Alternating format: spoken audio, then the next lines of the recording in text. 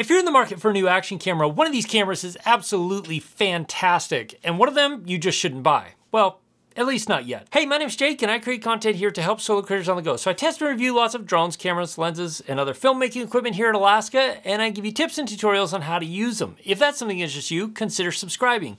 I spent the last couple of weeks testing the Action 3 and the GoPro Hero 11 together to get a sense of what each one of these cameras is best at and which one of them has weaknesses in what area, and also to give you a good solid recommendation on which one you should buy if you're going to spend your money on an action camera this year. And I came away with one definite conclusion. One of these is absolutely worth the money and one of them is not. But before we go any further, I need to let you know that I purchased both of these cameras with my own money. Nobody paid me or sponsored this video in any way, so these opinions are my own. While I don't consider either one of these cameras to be really photo cameras, they both do take photos. The Action 3 takes up to 12 megapixel stills, which are decent. They're, 12 megapixels, not bad.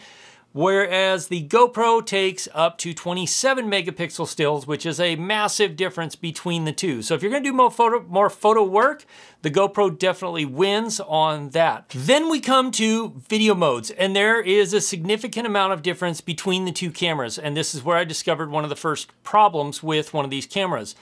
To start off with, the GoPro shoots up to 5.3K, 30 or 60 frames a second. It will shoot 4K up to 120 frames a second, and it will shoot 2.7K up to 240 frames a second. And of course, you can do 1080p up to 240 frames a second. That's where the GoPro really stands apart. It has much higher resolution and a lot more frame rate modes at higher resolutions than the Action 3. The Action 3 is 4K. It will shoot 4K up to 120 frames a second, which is good, but it will only shoot 1080p up to 240 frames a second. And if we put them side by side here, you can see there's a pretty significant amount of difference in the detail between 240 frames at 2.7K and 240 frames at 1080p. However, resolution isn't everything. We've also been promised 10-bit color on the Action 3. It has not been released yet. The GoPro has 10-bit color. It's not 10-bit 422, which gives you a massive amount of data to work with. It's 10-bit 420, but that is still more information and more data when you go to color grade it or tweak it, push and pull the colors in post. However, I've also found that the GoPro has much better dynamic range than the Action 3. GoPro's image quality here is just better than the Action's is, and I'm sorry to say, it wins kind of hands down. You can see here in the shadows, the GoPro has more dynamic range, it handles the highlights better, and also, I noticed that when the sun is hitting directly on the Action and on the GoPro, the lens flare on the GoPro is much better controlled and looks much better than the lens flare on the Action. You can see those examples right here.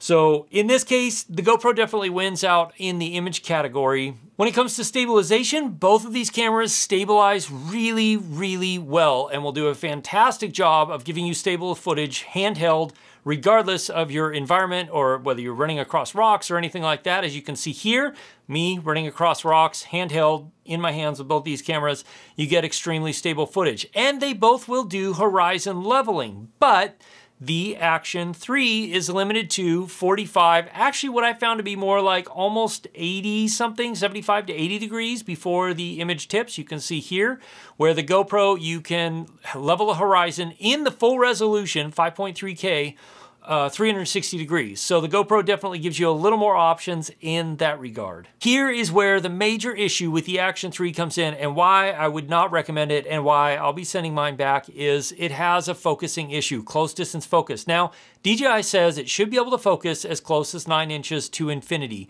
But you can see here clearly my face, I am not in focus. Everything else around me is sharp and crisp, but I am not in focus. And they did release an update actually today, so I ran out to test it really quick and see if it made it any better. And in my opinion, yes, it made it a little bit better, but it is still not in perfect focus as far as me carrying it around. Now, if you push it way out on the end of a selfie stick, here, it looks a little bit better, but the image quality just does not match the GoPro, especially when you shoot with the GoPro in 5.3K. The GoPro looks significantly better at this point in time. But the Action 3 does beat the GoPro in a few areas, and so I think if DJI can fix the focus issue, maybe in future units, or maybe via firmware, I don't know how you could because I really feel like it's a lens issue, but it does win in a few places, and one is battery life. The Action 3 has ridiculously long battery life. I wasn't able to test it fully just because I didn't have time, but I can say I never once ran out of battery with the GoPro. I would get down to 25%-ish a couple of times on longer days where I was running around shooting with it. And another area the Action 3 wins is the price. The Action 3 comes in at $329, where the GoPro comes in right now, I think, at $450. If you sign up for the GoPro subscription, it comes in a little bit less. That'll be up on the screen here. So right now, I think the GoPro is definitely the better deal, but if DJI fixes the focus issue, then the Action 3 is going to be obviously the more budget-friendly. Here's a walking on incredibly uneven ground test. I feel like we should do a running test as well, right? Should we do a running test? See how it transitions to the shadows. How's it do? Not bad? All handheld. There's a lot of wind still. I'm curious to see how the noise reduction does, or the wind reduction does, between these two cameras. Now both of these do have quick shot modes, so you can see here, if I push the record button, they'll both turn on and start recording. The GoPro is a little bit faster than the Action 3 in this case, but you know, they both have nice front screens, both have very nice rear screens. Both of the touchscreens are very responsive and work well. As you can see here, if you want to change any of the settings, you can go here, change the settings. It's very easy to do. You want to go into your different modes. You can switch between your different modes here, and you can access the main menu really easily through here. Everything's really fast, really responsive. The same thing's true with the GoPro. It's very fast, responsive. I do like these quick access buttons where you can change the field of view here if you want to. And you can change between different presets and resolutions really easily, which is great. And of course, you can also get into the menu, same thing. Now here they have a lot of quick options for menus, or you can go over here and go into the preferences and go into the deep menu here. There are some other things to be aware of. The Action 3, this front filter screws on, where the GoPro, it is a kind of twist lock on and off system. I did not use either one of these with ND filters when I was working with them, just to make sure it was as even as possible. And one thing I do like about the GoPro is the fingers being built in.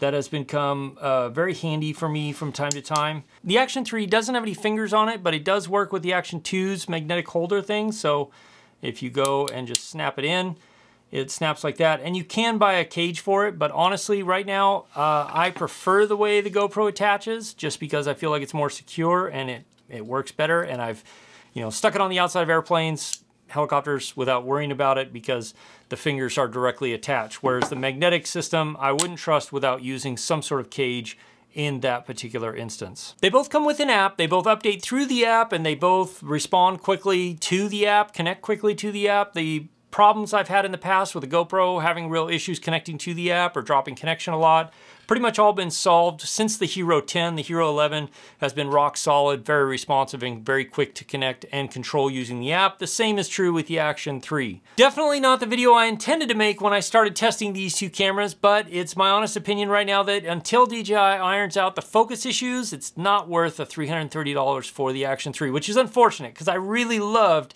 the Action 1. But if you want to see how other action cameras compare, click or tap there. I'll see you in one of those videos. As always, if you have questions, ask me in the comments below or join my live stream Wednesday nights at 4 p.m. Alaska time, 8 p.m. Eastern. I'll see you again soon in the next video. Cheers.